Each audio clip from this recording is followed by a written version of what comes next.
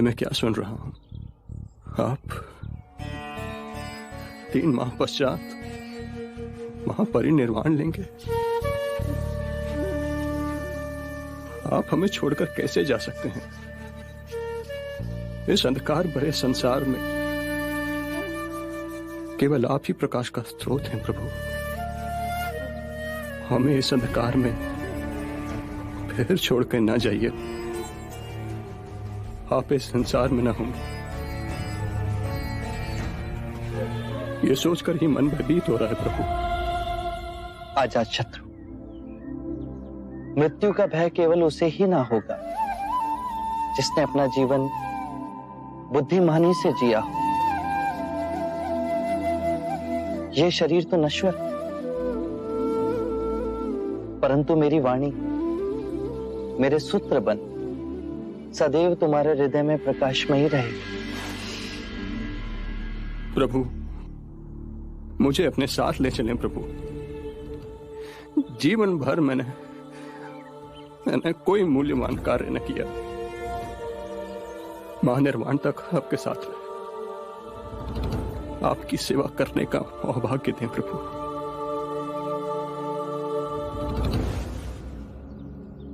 अजात शत्रु, यदि तुम मेरे साथ चल पड़े तो तुम्हारे प्राणों से भी अधिक प्रिय मगध का क्या होगा?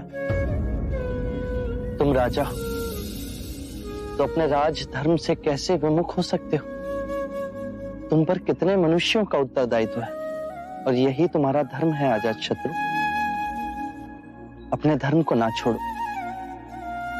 मैंने तुमसे कहा था ना, यदि राजा धार्मिक हो राज्य करेगा तो सारी प्रजा धार्मिक हो जाएगी। जब आंखें खुली तभी सवेरा हो जाता है।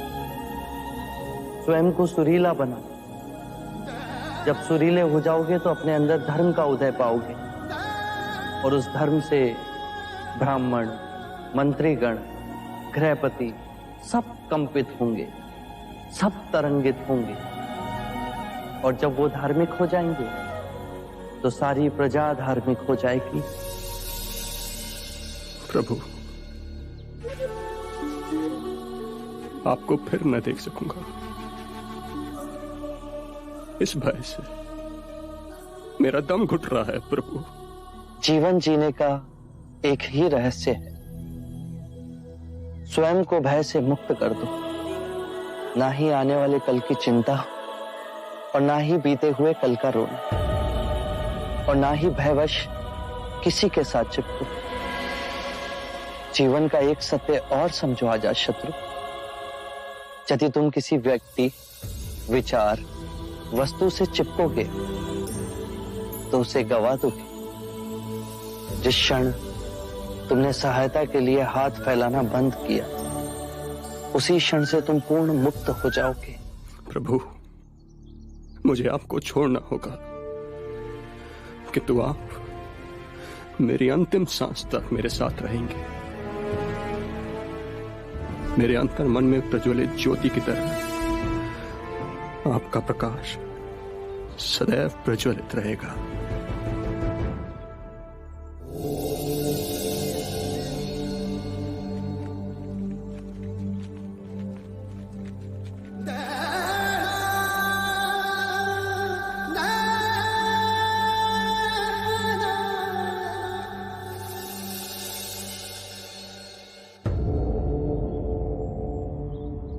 हम जैसे संसारी जीव आपके दर्शन पा कृतार्थ हुए। मेरे जैसे निम्न व्यक्ति का निमंत्रण स्वीकार कर हम सब पे बहुत बड़ी कृपा की। हम तो साधारण मानव हैं।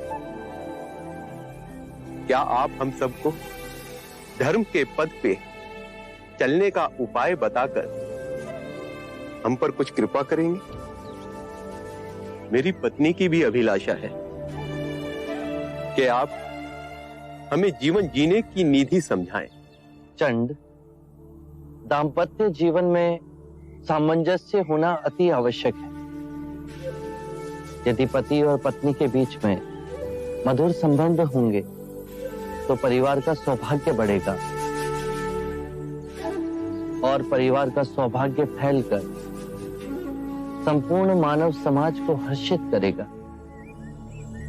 पति और पत्नी को सांसारिक रूप से ही नहीं, अपितु धन कमाने की भावना और शरीर के बंधनों से ऊपर उठना होगा। पत्नी पति के ही शरीर का एक अंग है। पति को सर्वदा अपनी पत्नी का आदर करना होगा, उसे मान देना होगा। पति को भूले से भी किसी के भी सामने अपनी पत्नी का अपमान नहीं करना चाहिए। पतिव्रत का पालन पत्नी करती ही है, पति को भी पति धर्म का पालन करना चाहिए। उसे व्यभिचार से दूर रहना चाहिए। पत्नी की हर इच्छा को अपने हर निर्णय में सम्मिलित करना चाहिए। पत्नी का धर्म है पति से सर्वदा प्रेम करना। पति के परिवार को स्वयं का परिवार बनाना।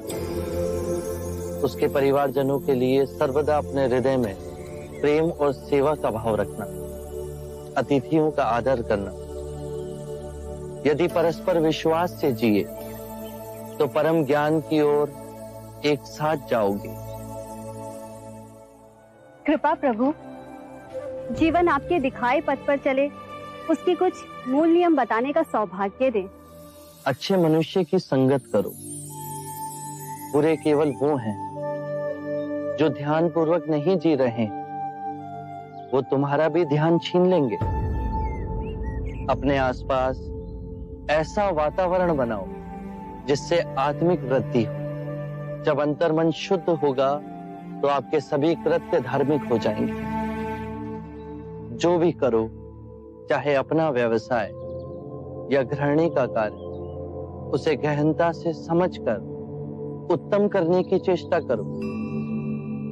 खाना भी पकाओ तो कार्य की तरह नहीं, अभूतपूर्ण अवसर की तरह। अपने और अपने पति के माता पिता, अपने बच्चों और आपके जीवन से जो भी जुड़े हैं, उनकी देखभाल करो। केवल अपने लिए स्वार्थी हो जीवन ना जियो। अपना धन, वैभव, सुख, संपदा सब में बांटो। जुआ और नशे से दूर रहो। अपने अंदर नम्रता, कृतज्ञता और साधारण जीवन के पौधे को सींचो और उपजाओ। जब भी समय मिले भिक्षु से संपर्क कर ध्यान साधना का अभ्यास करो। उससे चिंता और कलेश मिटेंगे और आपके अंदर परम शांति का उदय होगा। स्मरण रहे, हर सवेरे जब आंख खुलती है तो हमारा नया जन्म होता है और इस दिन क्या करना है वो अत्यंत महत्वपूर्ण है। मनुष्य कृतज्ञ भाव से जीना भूल गया है। सांसारिक को यह स्मरण रहे कि उसे क्या क्या संपदा मिली है। वृक्ष मिले, पुष्प मिले, वायु मिली, जल मिला है, आकाश मिला है। ये संपदा हमने तो नहीं कमाई। इन सभी के लिए अपने अंतर में धन्यवाद का भाव हो। कृतज्ञ भाव से हर दिवस को जीते हुए सोचो। यदि बहुत कुछ नहीं सीखा तो कुछ तो सीखा। यदि कुछ ना सीखा तो हम अस्वस्थ तो नहीं हुए, और यदि अस्वस्थ हुए तो हमारी मृत्यु तो नहीं हुई। यदि कृतज्ञ भाव से भरकर जिएंगे तो इस सुंदर जीवन के प्रति पुष्प के समान खिल जाओगे।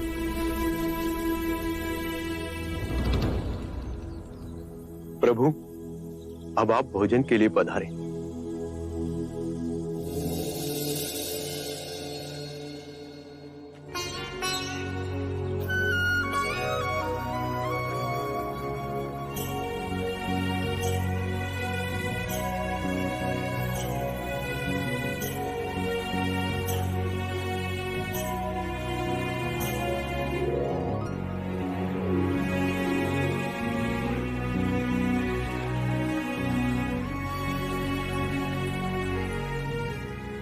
देखिए, आपने बुध को शुक्र माधव तो परोसा ही नहीं।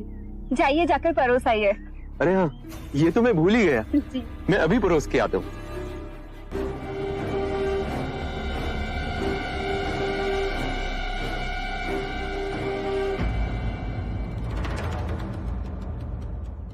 ये शुक्र माधव तो मैं आपको परोसना भूल ही गया।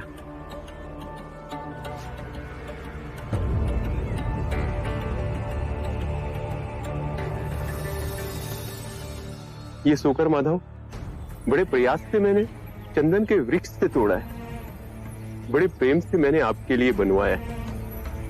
कृपया इसे ले लीजिए।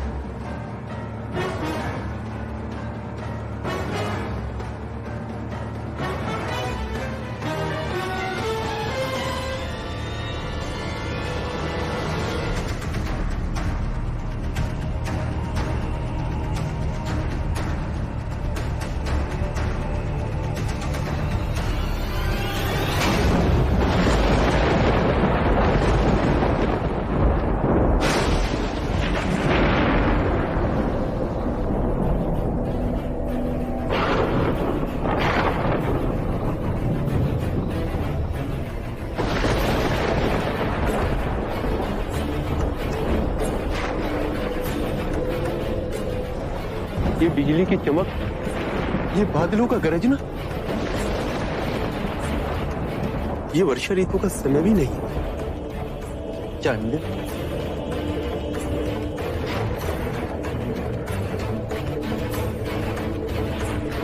चंद, बचे हुए शुक्र माधव को धरती में गाड़ा,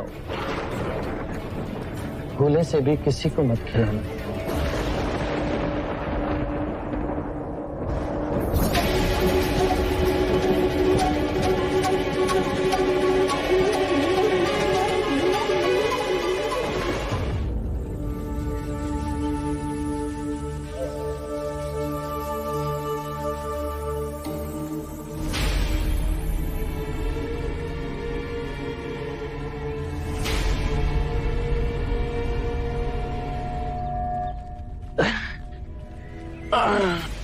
बुध, क्या हुआ बुध? आनंद, हम कुछ देर यहीं रुकेंगे। अनिरुद्ध,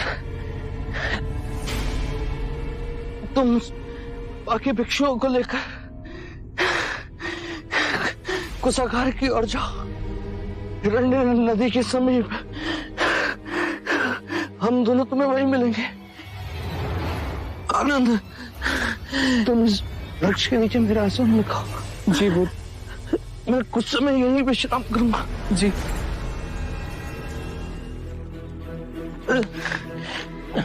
आइए बुध।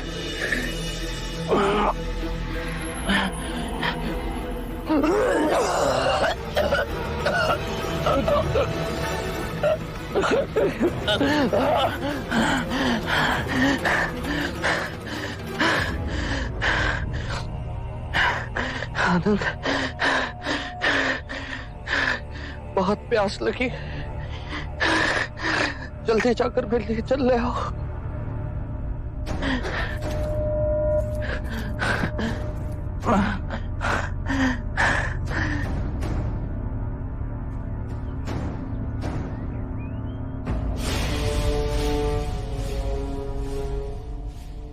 ऐसा गंदा पानी नहीं दे सकता मैं बुध को।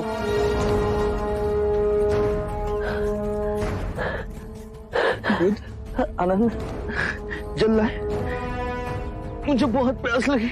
बुध, वहां का जल बहुत गंदा है, आपके पीने योग्य नहीं है।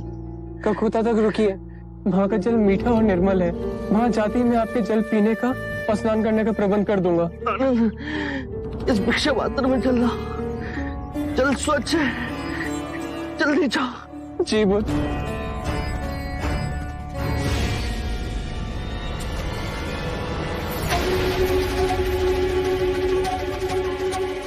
ये कैसे हो गया? भिक्षा पात्र डालते ही पानी शुद्ध हो गया। बुध,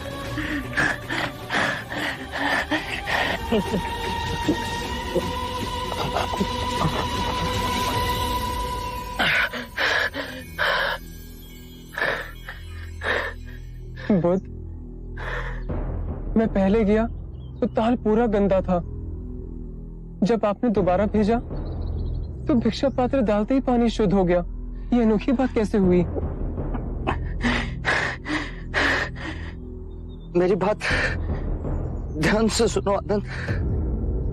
हमारा सांसारिक शिष्य चंद, जिसके घर हमने भोजन किया था, वो मेरा अंतिम भोजन है।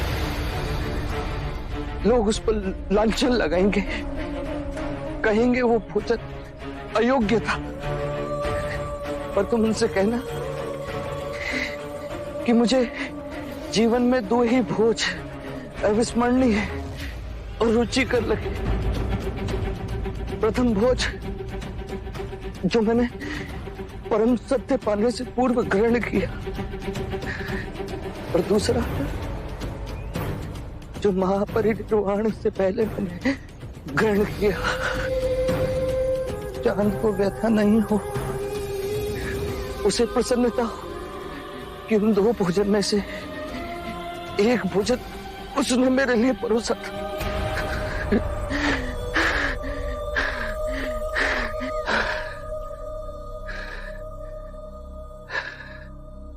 आनंद, हमें हिरण्य नदी के पार जाना है, कुशागार के समीप। वहां साल के वन है। साल के वृक्षों पर बहुत सुंदर पुष्प आते हैं, बिल्कुल ज्वाला के समान। लाल रंग के सुनहरे पुष्प। मल्ला राजद्वार के पास हमें जाना है। जल्दी चलो आनंद। जी बुध, हमें देर हो रही है।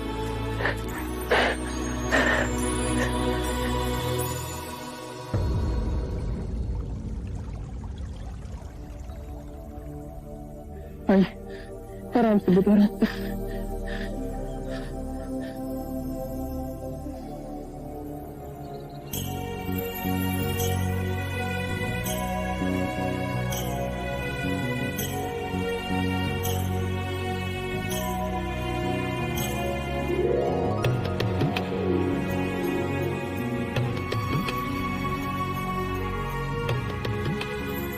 आनंद, इन दोनों वृक्षों के नीचे मेरा बिछोना बिछा दो। मैं यही विश्राम करूंगा। जी बुध। अनिरुद्ध,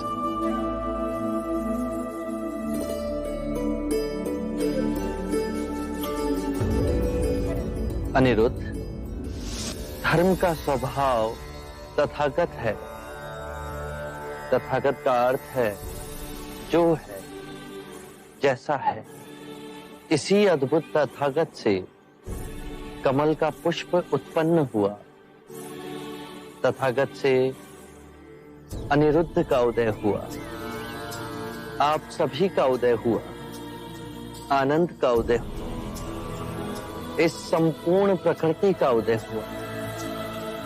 जो भी तथागत से उत्पन्न हुआ है और जो भी तथागत में विलीन होगा, उसे हम तथागत कह सकते हैं।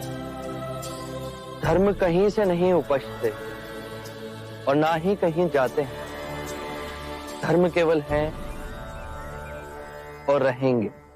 आज से मैं और सारे भिक्षु आपको तथागत कहेंगे। आपको तथागत कह के हमें स्मरण होगा कि हम सब में तथागत का बिंदु है। जैसे यदि हमारे सर में पीड़ा हो और उसे हम तथागत से स्वीकार भाव से स्वीकारें, तो वो पीड़ा समाप्त हो जाती है। इसका कारण है कि हमारी आदि शक्ति उस पीड़ा से लड़ने के लिए बह निकली और आदि शक्ति उसका उपचार कर रही है। ये दोनों विभाजित शक्तियां सर की पीड़ा से अधिक सर को दुखा रही हैं।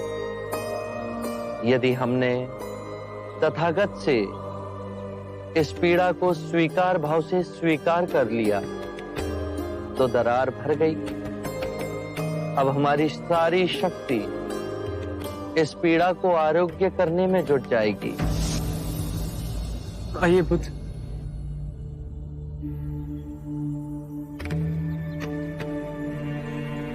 बुद्ध, अपने जीवन में अदृश्य सत्य को भी अपने में यथार्थ कर हम दीन आत्माओं को दिखाया है आप।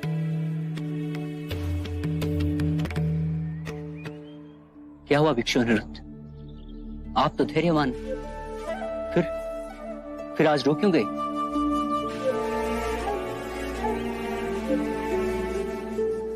प्रिय भिक्षु, मुझे आज आभास हुआ है कि बुद्ध आज रात्रि ही निर्वाण को प्राप्त होंगे।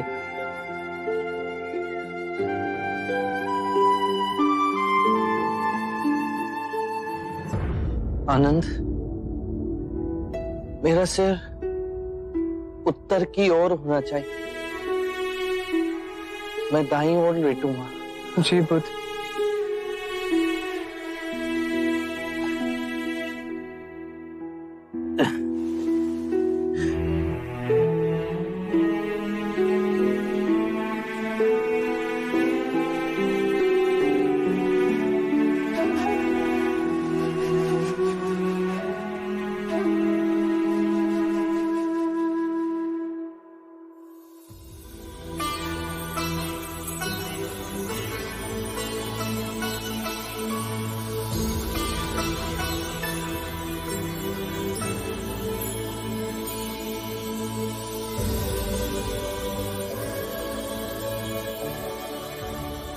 देखो आनंद, अभी तक बसंत ऋतु भी नहीं आई और इन शाल के वृक्षों पर कैसे लाल पुष्प भर इन्हें झुका रहे हैं। देखो कैसे ये पुष्प वर्षा की एक एक बूंदों के समान मेरे वस्त्रों पर बरस रहे हैं।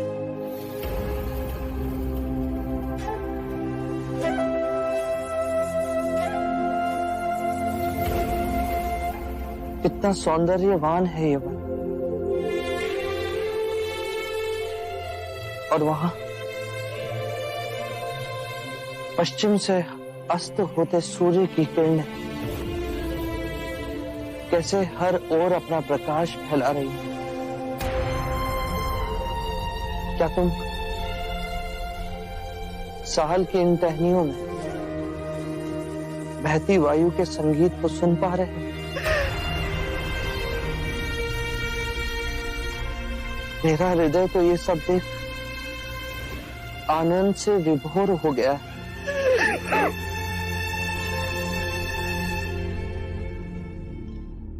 मेरे प्रिय भिक्षु, यदि तुम सच्चे हृदय से मेरे प्रति आदर और आभार व्यक्त करना चाहते हो तो धर्म को ही अपना कर्म बनाओ। हर क्षण को ध्यान में जियो।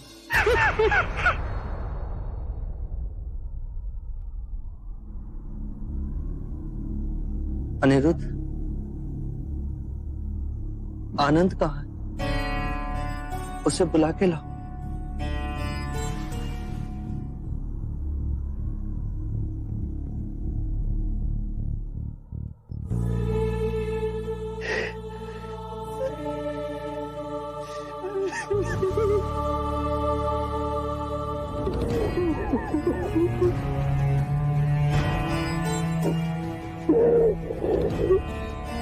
शांत हो जाओ आनंद। तुम्हें यूं रोता देख बुद्ध व्यथित हो जाएंगे। शांत हो जाओ। चल, वो तुम्हें बुला रहे हैं।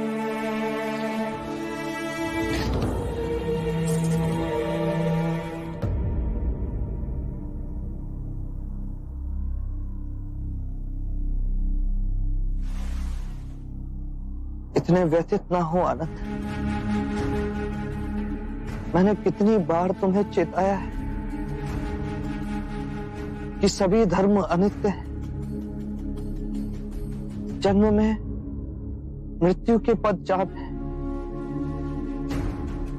मिलन में वियोग की सूचना है, लहर के उठने में गिरने की प्रकृति। यदि मृत्यु ना हो तो जन्म कैसे संभव है आनंद? तुमने अपने हृदय और आत्मा से मेरी बहुत सेवा की। मैं तुम्हारा अत्यंत आभारी हूं। तुम में अनेक गुण हैं, किंतु तुम इन सभी गुणों से आगे जा सकते हो। थोड़ा सा प्रयास करो तो तुम भी जन्म और मृत्यु के बंधन को काट सकोगे। तुम आत्म मुक्ति प्राप्त कर सकते हो, प्रत्येक दुख से उबर सकते हो। और मैं जानता हूं कि तुम ये सब कर सकते हो, और मुझे तुम्हारी इस चेष्टा से प्रसन्नता मिलेगी।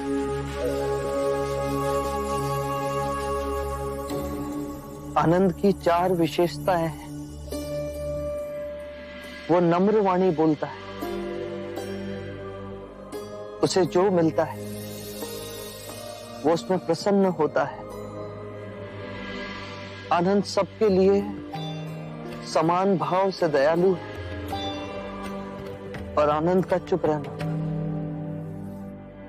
किसी को अच्छा नहीं लगता, मुझे भी नहीं। आनंद, तुमने कारण ना पूछ सर्वदा मेरी बात मानी। मेरे देह त्यागने के बाद बहुत से कार्य तुम्हें करने हैं।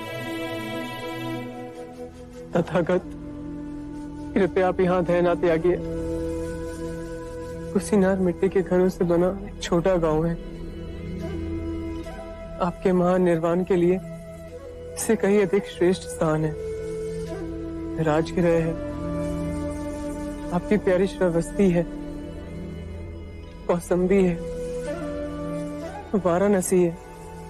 कृपया ऐसे स्थान का चयन कीजिए जहां आपको अधिक से अधिक लोग देखने के लिए आए और आपके अंतिम दर्शन पा सके। आनंद, कुशीनारा तथागत को बहुत रुचिपूर्ण लगा।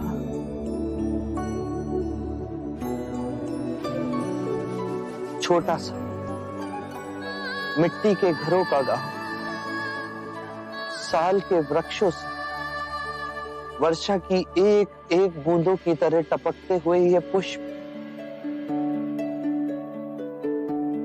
आनंद, देह त्यागने से पहले देखो मुझ पर किस तरह बरस है।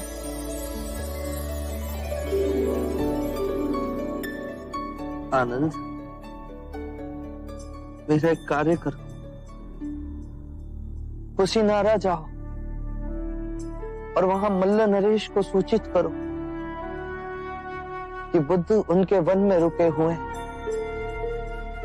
और उनसे कहो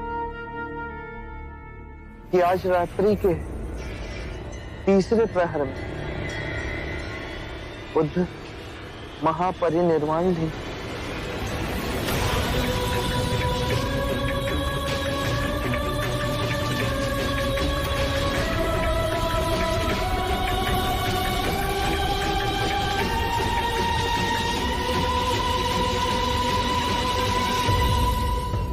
आज रात्रि के 3रे पहर अब महापरिनिर्वाण लेंगे।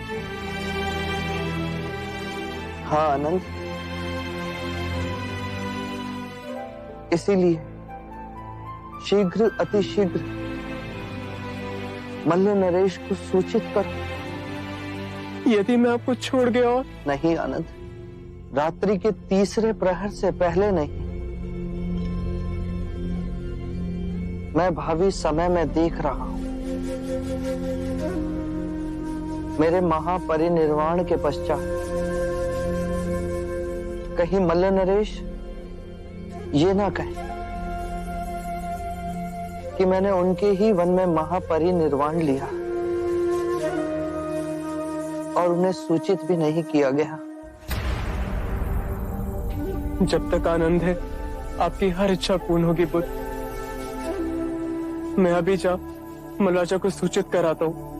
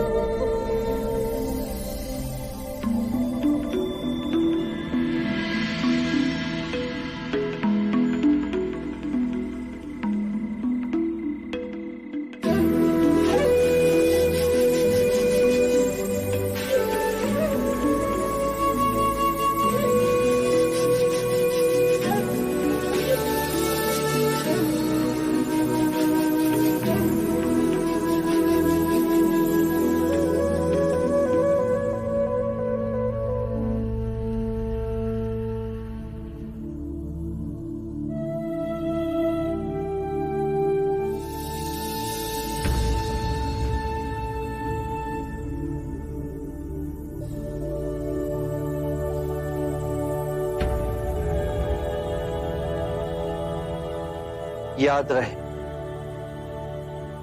मेरा मार्ग संसार से विमुख होने का मार्ग नहीं। मुझे उस प्रारब्ध पर विश्वास नहीं जो मनुष्य के अच्छे और बुरे कर्म से अछूता है। मुझे उस प्रारब्ध पर विश्वास है जो मनुष्य तब तक नहीं बना सकता जब तक वो स्वयं कर्म ना करे।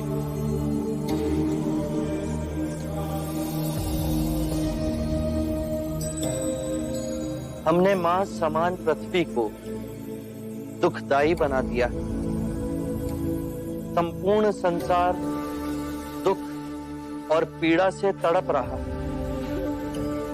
परंतु ये संसार दुख और पीड़ा का संग्रह नहीं। इस संसार में बुद्ध का निवास हो सकता है, किंतु उसके लिए हमें स्वयं बुद्ध को जगाना होगा। और अब उसका उत्तरदायित्व आप सब पर है।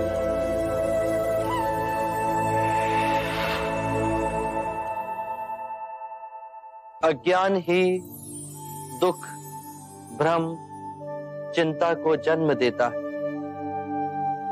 क्रोध, लोभ, अभिमान, स्वाभिमान, ईर्ष्या इसी अज्ञान की संतान है। माया का खेल विपरीत का है, दो रूपों का है, परंतु जीवन और मरण दो नहीं, एक ही है। हमें इस भ्रम को दूर करना है। यदि एक बार यह भ्रम दूर हो गया तो हम अपना संपूर्ण जीवन कारावास में नहीं, स्वतंत्रता में जी सकते हैं। शील, समाधि, प्रज्ञा और आर्य अष्टांग मार्ग से इस भ्रम को दूर किया जा सकता है। एक बार पुनः दोहराता हूं, सम्यक ज्ञान, सम्यक विचार, सम्यक वाणी, सम्यक कर्म, सम्यक आजीविका, सम्यक प्रयास, सम्यक चेतना और सम्यक एकाग्रता।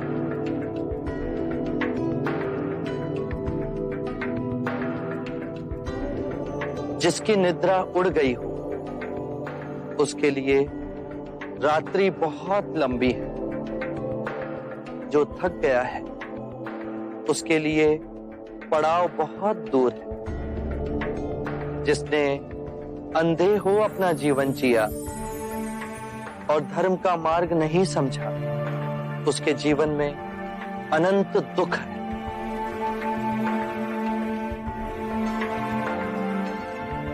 किसी भी बात पर, चाहे वो आपने कहीं पढ़ी हो या किसी महानुभाव का कहना हो या मेरे ही कहे हुए वचन ही क्यों ना हो, सहजता से विश्वास मत करना जब तक वो तुम्हारी बुद्धि, तुम्हारे विवेक और तुम्हारे सामान्य समझ की कसौटी पर खरा ना उतरे।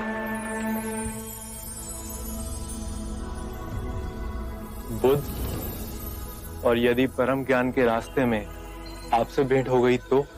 यदि परम ज्ञान के मार्ग में कोई भी मिले उसे गले ना लगाना। यदि मार्ग में बुद्ध भी मिले तो उनके मुंह में भी मत फंसना। चाहे उस मार्ग पर तुम्हें पिता ही क्यों ना मिले, उनके मोहवश भी मत आना।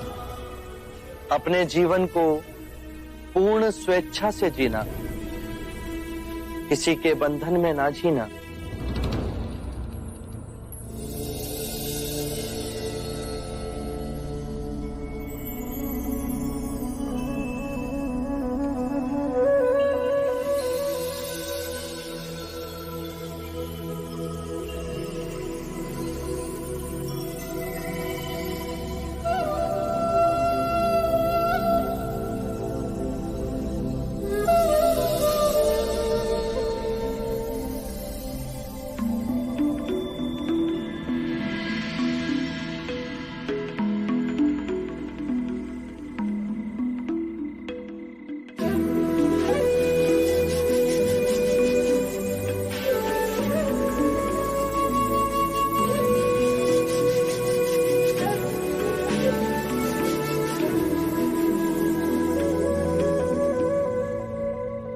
मानव के आध्यात्मिक इतिहास में बुद्धा के समान विशाल, निर्भय और निस्वार्थ गुरु इस सृष्टि पर अब दोबारा नहीं आएंगे। जो करुणामयी हमारे ध्यान में आकर के हमें परम ज्ञान सूत्र समझा गए। जो प्रेमवश हमें अष्टांगिक मार्ग का संदेश सुनाकर चले गए। जो काल का चक्र चीर आने वाली शुद्ध मानवता को भी धर्म के पथ पर चलने की दिशा दिखा गए। बुद्धं शरणं गच्छामि। मृत्यु का भय उसे ना होगा जिसने अपना जीवन बुद्धिमानी से जिया। ये शरीर बुद्ध, आपके दर्शन हेतु मल्ल के राजा पधारे हैं।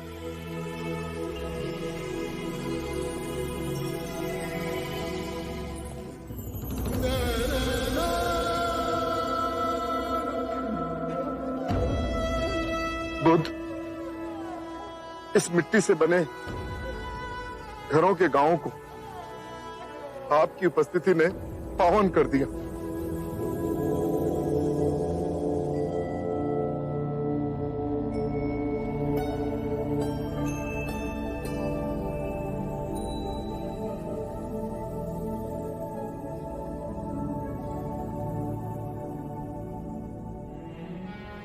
मुझे बुद्ध से मिलना है। क्या मैं बुद्ध से बात कर सकता हूँ? वो बहुत थके हुए हैं। आप स्वयं उनकी अवस्था देख ही रहे हैं। मेरा बुद्ध से बात करना अति आवश्यक है। किंतु आप उनसे एक बार पूछ के तो देखिए। आपका परिचय? मैं ब्राह्मण सुभद्र हूँ। बुद्ध, इतने सारे स्थानों को छोड़ आपने कुशीनारा का चयन क्यों किया? आनंद, एक सूत्र देना है, एक अंतिम भिक्षु को दीक्षा देनी है। आनंद, सुभद्र को मेरे पास आने दो, मैं उनसे बात करूंगा।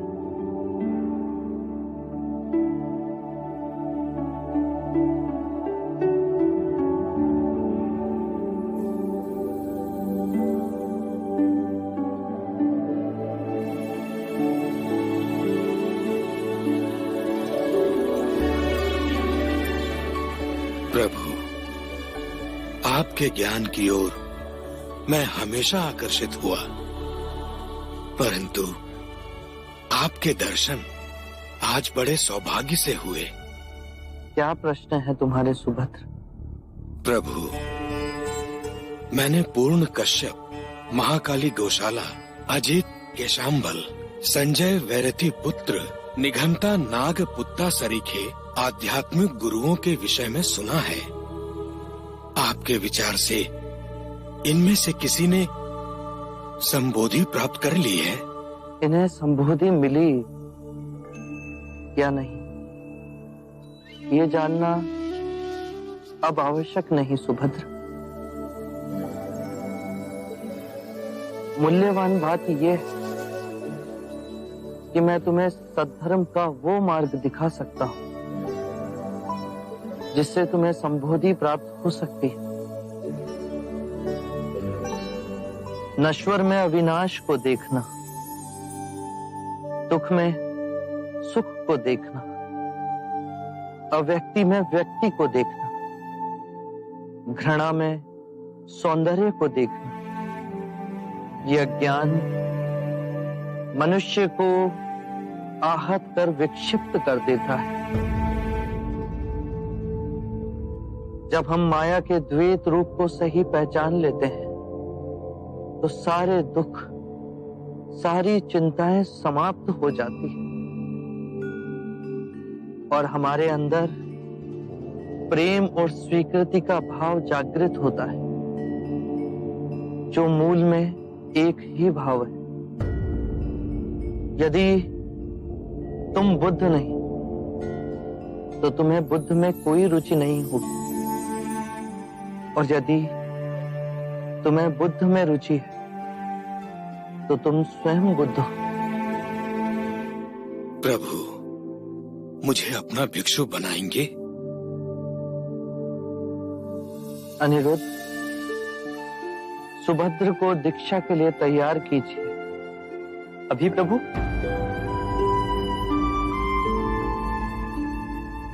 अभी इसी समय सुभद्र को दीक्षा दी जाएगी। ये मेरे अंतिम भिक्षुक होंगे।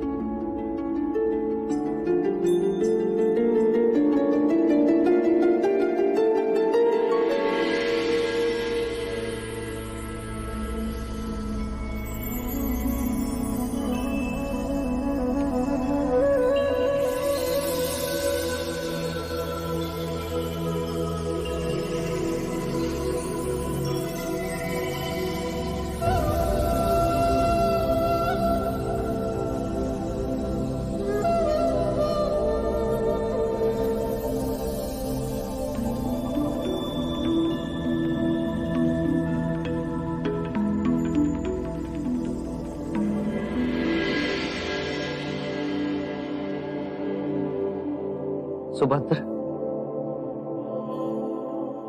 जागने की क्षमता बुद्ध है। अपने अंतर बुद्ध को जगाना है।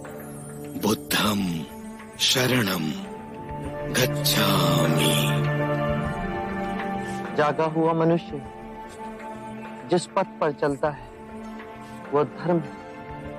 धम्मं शरणं गच्छामि।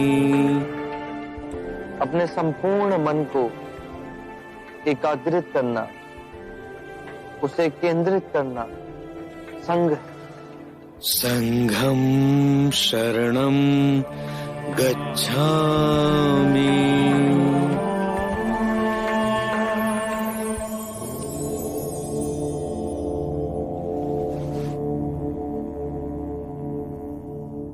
मेरे प्रिय भिक्षु, यदि धर्म के मेरे मार्ग में कोई भी संशय, कोई भी जटिलता है, तो यही समय है पूछने का। इस अवसर को ना गवाना।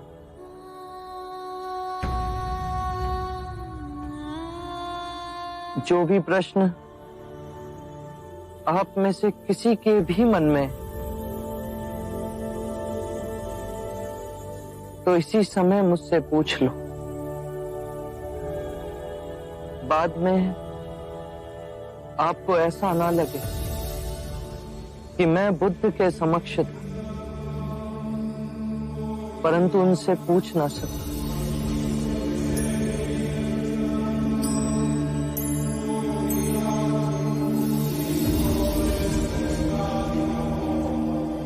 मेरे प्रिय भिक्षु, यदि मार्ग में कोई भी संदेह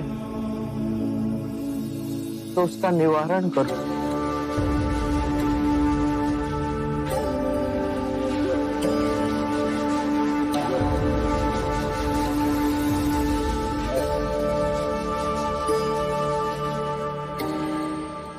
चमत्कार तथागत, 3 बार आपने अपने वचन दोहराए, किसी भिक्षु ने कुछ ना कहा।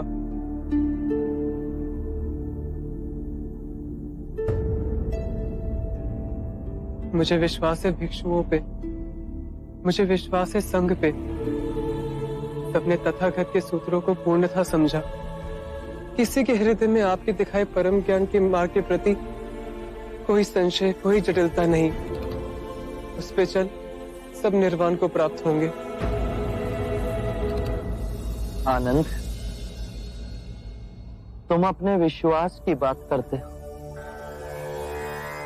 किंतु मैंने अपना जीवन पूर्ण ध्यान से जिया। मैं जानता हूं कि यहां बैठे सभी भिक्षुओं को त्रिरत्नों में गहन निष्ठा है, और जिस भी भिक्षु ने सबसे कम साधना संपन्न की, वो भी इस निर्वाण की नदी से जुड़ गए।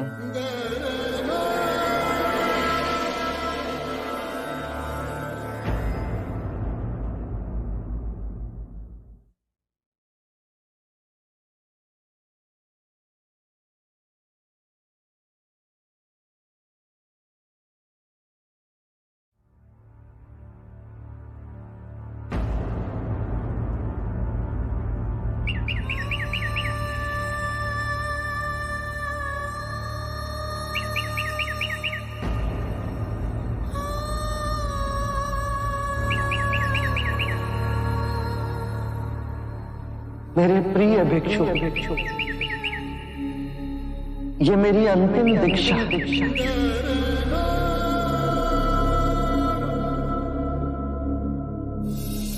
अपो दीपो भव, अपना दीपक स्वयं बनो। जागो और धर्म के पथ पर चलो। अपने अंतर के संग को साधो।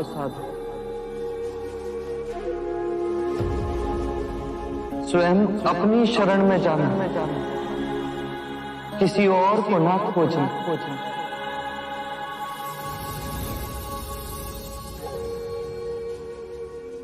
जो है सब अस्थिर है, उसके बीच में स्वयं को स्थिर रखना, परिश्रम से निरंतर संघर्ष करना, कभी हार न मानना। बुद्धं शरणं गच्छामि।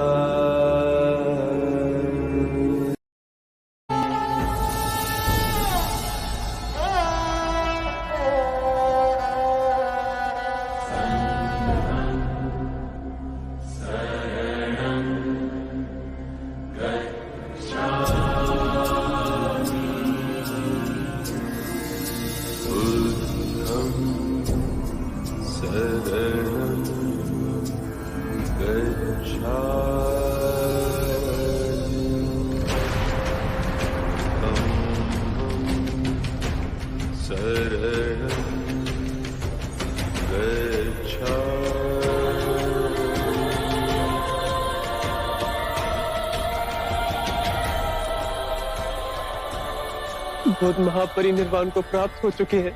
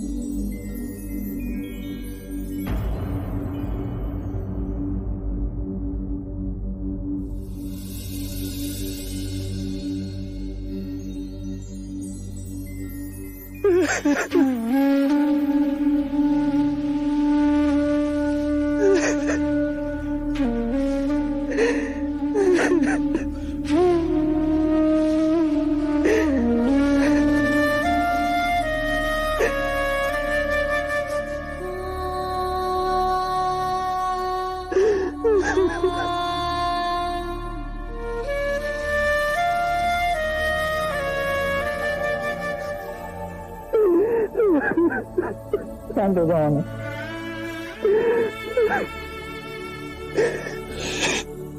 मैं बुद्ध का उत्तरदायित्व संभालना है और उनका अंतिम संस्कार करने के लिए हमें उन्हें कुशीनारा ले जाना होगा।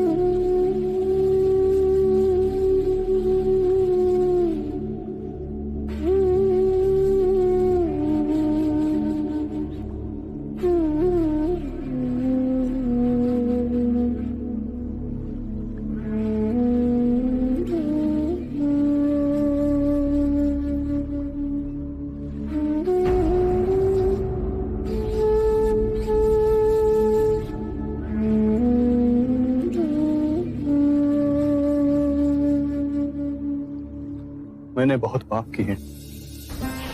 कि ग्लानि की पीड़ा से मुझे छुटकारा चाहिए। यदि ग्लानि तुम्हें दबोचे हुए है तो उसके कारण बिंदु तक पहुंचो।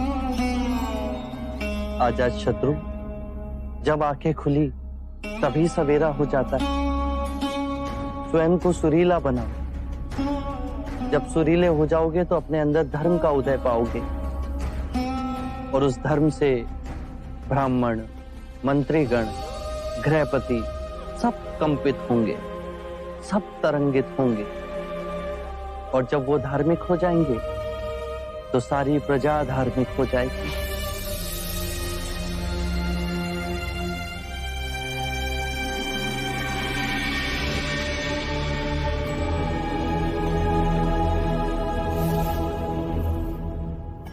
ये तो असित मुनि के शिष्य नारद है।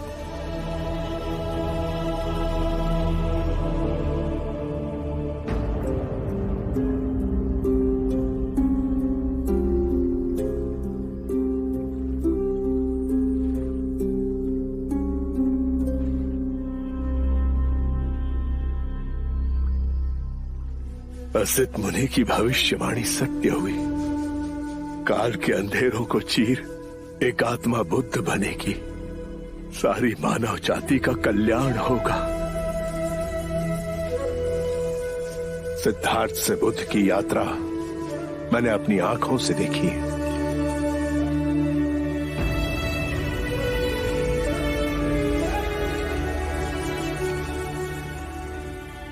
जहां जहां ये चरण पड़े वहां धरती सौभाग्यवती हुई।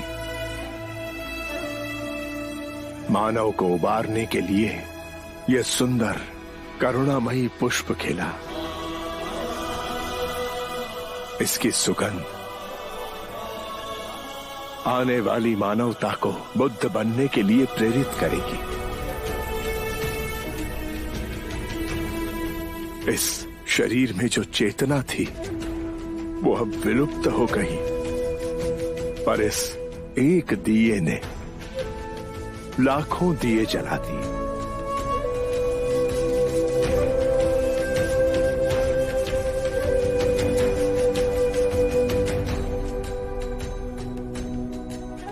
पूर्ण संसार का अहोभाग्य बुद्ध कुछ समय हमारे साथ पधारे।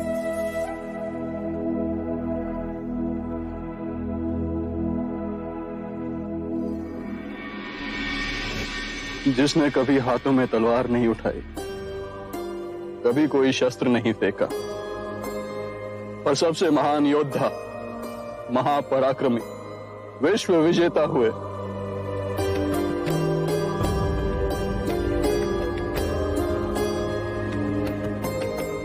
एक नए समाज का आह्वान करने वाले महिमामय बुद्ध।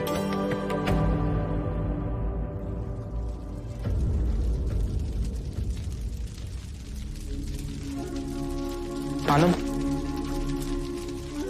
बुद्ध को मुखाग्नि देने का समय आ गया है।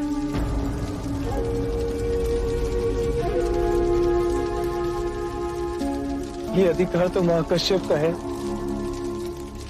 काश वो यहाँ पे होते।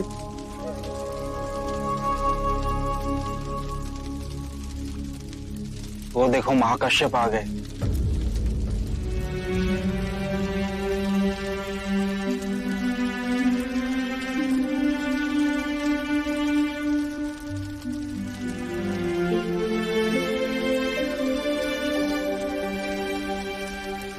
गुरुदेव महाकश्यप को चंपा में पता चला कि बुद्ध के महापरिनिर्वाण का समय हो गया।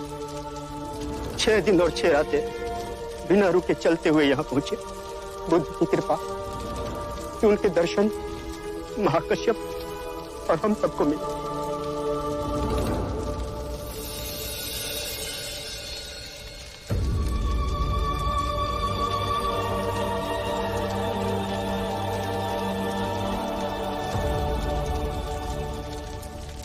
जितनी सुंदर आपकी आभा है, नाम भी उतना ही सुंदर होता है। मेरा नाम सिद्धार्थ गौतम है। ओह, ये जो सारी विधियां हैं, रीतियां हैं, पूजा पाठ हैं, क्या ये सब व्यर्थ है?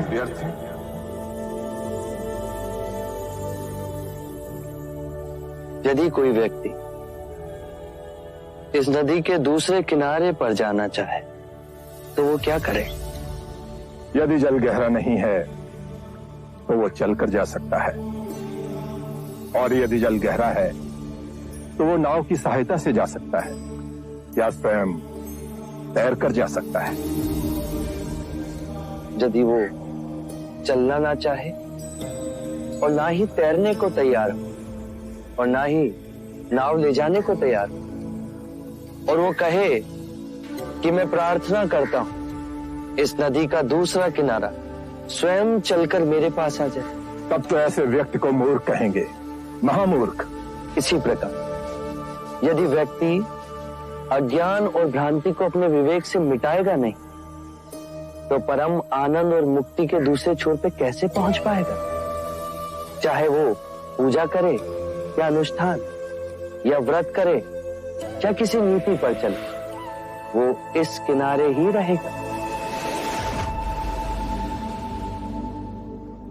हमने सारे शास्त्रों को पढ़ा, उन पर व्याख्या की, परंतु जीवन के इतने जटिल सत्य को इतनी सरलता से किसी ने नहीं समझाया, किसी ने नहीं समझाया।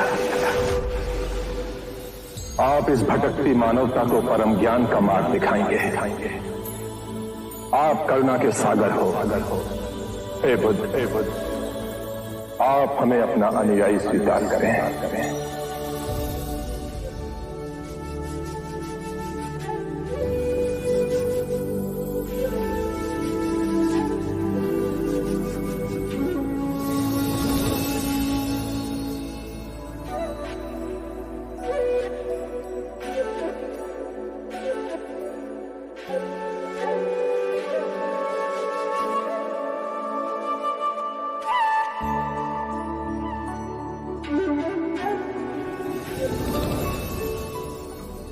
मेरे परम गुरु,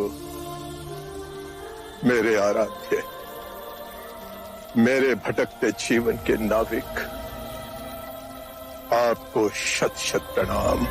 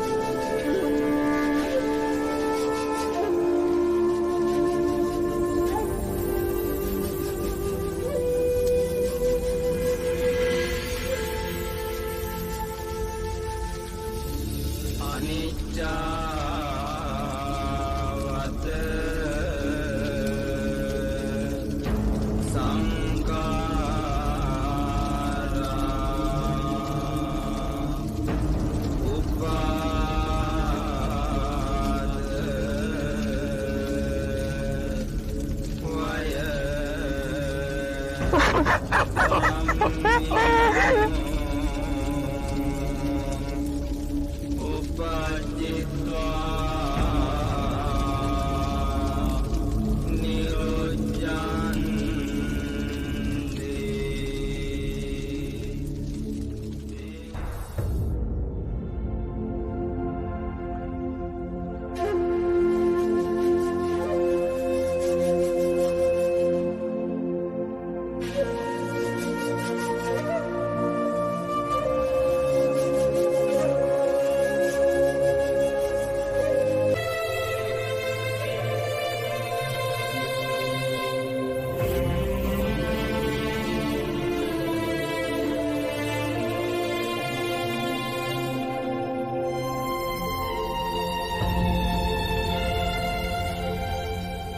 मलराजू,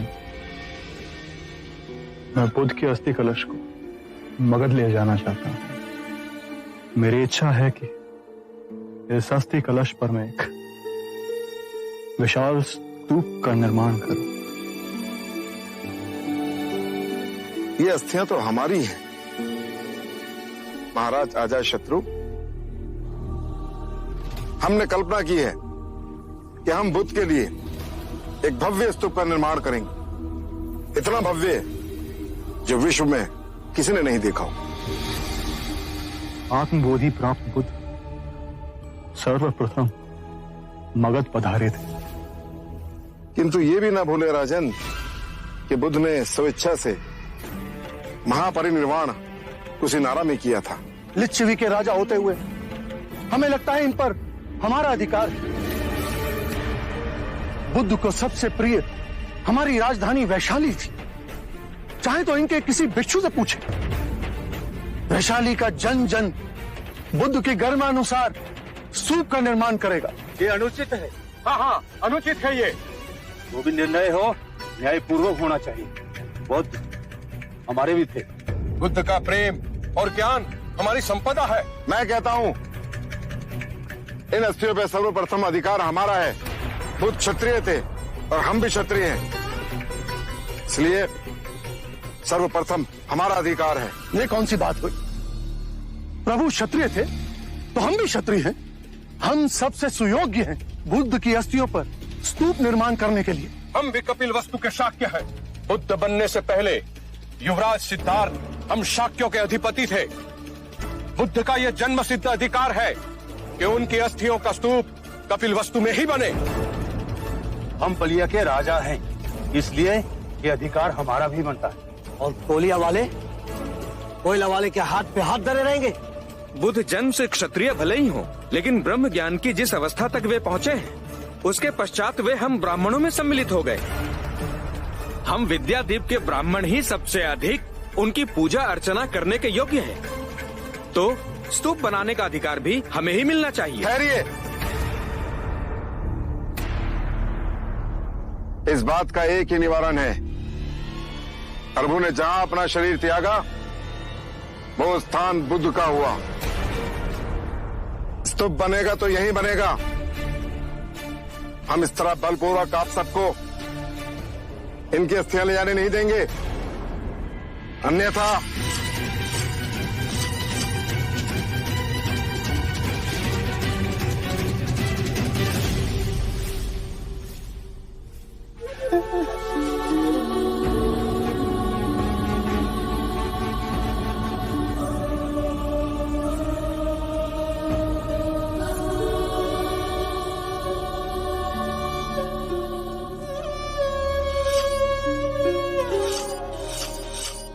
आप सब हमें क्षमा कीजिए। हमें इस पावन स्थान की गरिमा का भी ध्यान नहीं रहा। हमें सद्बुद्धि देने के लिए मैं आपका आभारी हूं, किंतु इस विवाद का हल इतनी आसानी से नहीं निकलेगा।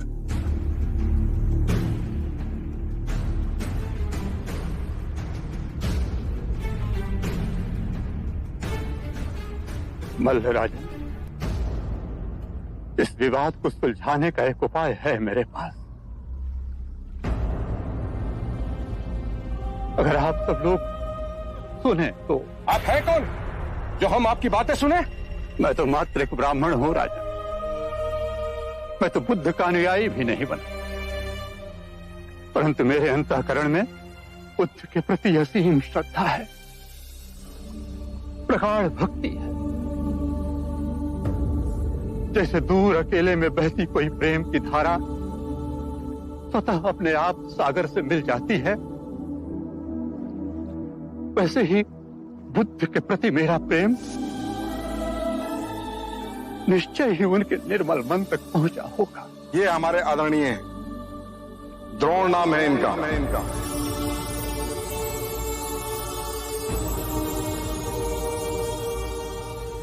इतने सारे स्थानों को छोड़ आपने कुशीनारा का चयन क्यों किया? एक अंतिम भिक्षु को दीक्षा देनी और ब्राह्मण द्रोण भी यहाँ रहते हैं। वो हर उठे हुए विवाद को सुलझाएंगे। मुझे स्पष्ट कर कहिए बुद्ध। आने वाला समय सब स्पष्ट कर देगा। क्या हुआ ना? बुद्ध ने समय से आगे जा कहां कहां तक देखा। बुद्ध की कही एक एक बात सत्य हुई। कहिए द्रोण, हम सबको इस परिस्थिति से निकालने के लिए तुम्हारे पास क्या सुझाव? राजन, बुद्ध ने तो सदैव शांति और स्नेहशीलता का संदेश दिया है। ऐसे विशाल व्यक्तित्व के अस्थियों के लिए आप लोग इस प्रकार से आपस में कलह करें, यह उचित तो नहीं है। अभी तो उनकी चिता की राख ठंडी भी नहीं हुई है और आप लोग इस प्रकार का इस पवित्र भूमि पर विवाद कर रहे हैं। राजन, आप सब लोग इस देश के 8 बलशाली राजा हैं। मेरी प्रार्थना है कि इस समस्या का निदान आप लोग बुद्ध के दिखाए मार्ग के अनुसार ही करें। मेरा विचार है कि आप 8 राजा बुद्ध की अस्थियों को 8 भागों में बांट, मल्ल राजा, मगध नरेश, वैशाली के राजा, कपिलवस्तु के राजा, पावा के राजा, अलकप्पा के राजा, रामगामा के राजा, बिथादीप के राजा, आप सब बुद्ध के लिए एक नहीं, अपने अपने स्थानों पर अलग अलग 8 स्तूपों का निर्माण कीजिए। 8 भव्य स्तूप जो बुद्ध की वाणी और उनकी स्मृति को समस्त संसार में व्याप्त कर दें। उचित निवारण किया आपने। द्रोण, इस समस्या को सुलझाने के फलस्वरूप आप भी बुद्ध की अस्थियों का एक भाग ग्रहण करें। मैं अनुग्रहित हुआ महाराज।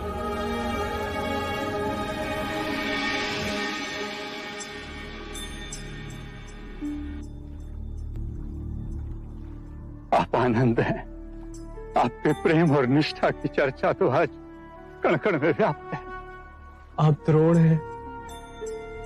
आप आएंगे इसकी सूचना पहले ही बुद्ध से मिली थी। मैं ही अज्ञानी समझ ना सका। लाई, यह अस्थि कलश हमें दे दीजिए।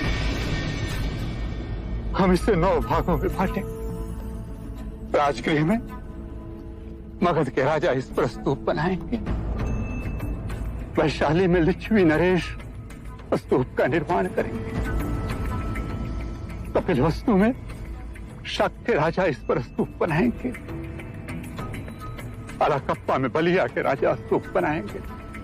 रामगामा में कोलीय राजा स्तूप बनाएंगे। विथादीप में विथा जनमानस स्तूप का निर्माण करेंगे। मल्ल राजा कुशीनारा और पावा में स्तूप बनाएंगे।